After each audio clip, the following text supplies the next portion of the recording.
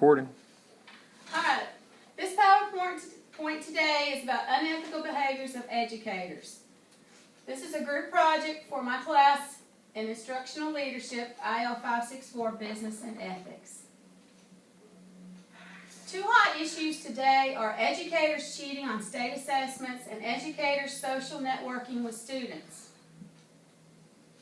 The background is that because of the act No Child Left Behind in 2001, signed into law by George W. Bush, we've got increased flexibility and local control, stronger accountability for results, and we have to show improvement on student achievement and standardized tests or face penalties. The results of the standardized tests have become a way to measure student progress, measure teacher competence, measure a school's success, and measure a state's commitment to education.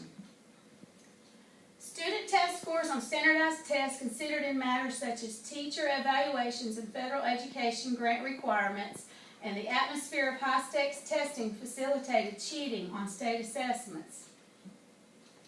Several incidents have happened over the last several years because of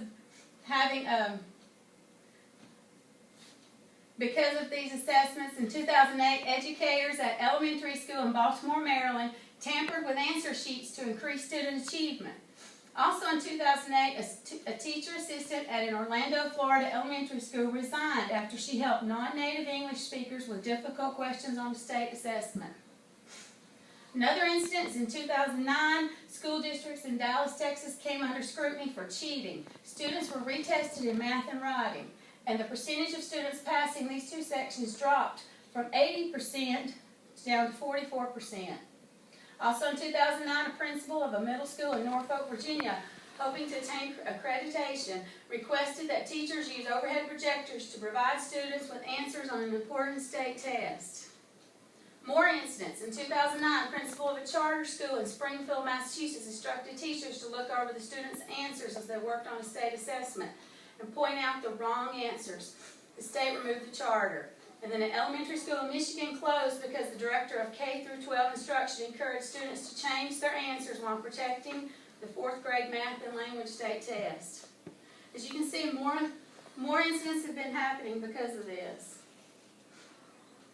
Also, an ongoing problem in public schools in Atlanta, Georgia, are presently under scrutiny for testing irregularities on statewide exams in at least 12 schools, after initial investigations of these happened in 58 schools, so we don't need any cheating.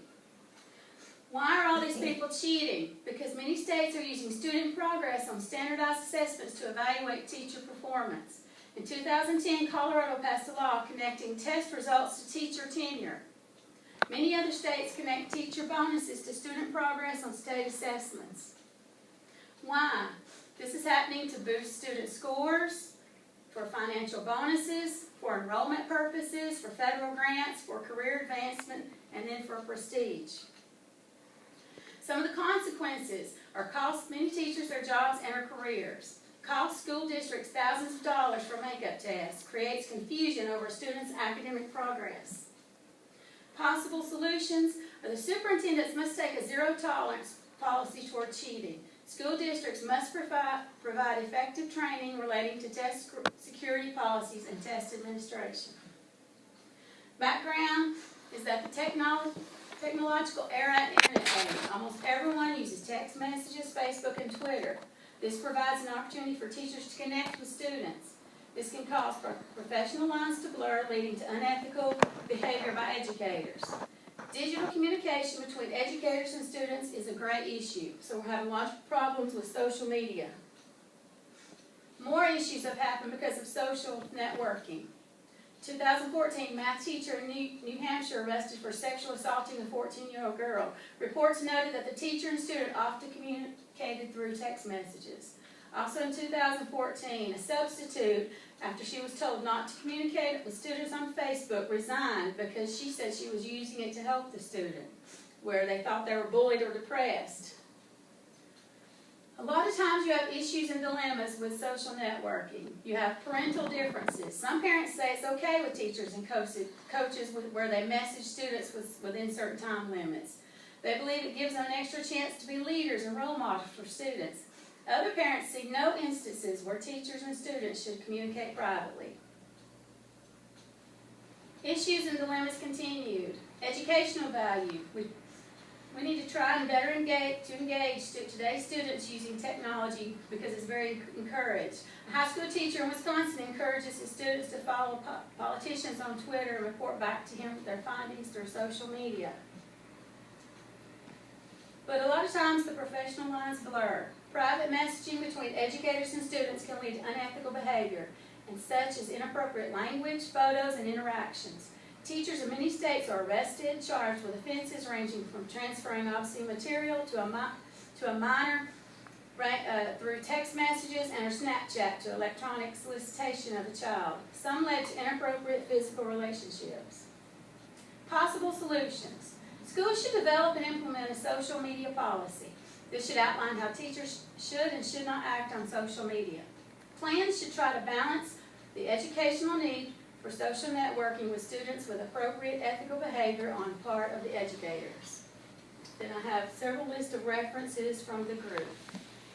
That's the end of my presentation. Do you have any questions? Why would a principal think that they would have to cheat on a standardized test? As you saw, because of No Child Left Behind, the bar has been raised. We're graded on how well they do on tests, and when you have a school that has a large amount of at-risk students or ELL population, that I think that it's caused these educators to be under a lot of pressure, and maybe they don't know what else to do, and they've resulted to cheating. Maybe they didn't think they would get caught, but we've got to learn from that, and that these students, they need a better education, and the old ways are not working. So maybe we need to change what we're doing, and that will increase test scores. Cheating is never the answer because we're held to a higher moral and ethical standard than anyone else out in the workplace. Yes. Can I not become friends with a student on Facebook? Yes, you know, you can see that you could help a student and help them overcome bullying and talk to them, be their mentor. But if you're friends with them on Facebook, that's more of a private area between you and them. You always need to address the group as a whole. And know the best time to befriend a student is maybe after they graduate, when they're not under your direct care anymore, under your direct supervision. Any other time, it's never appropriate to have a direct relationship or be alone in any way with a student if you're over them in any way. All right. Well, thank you all for coming today.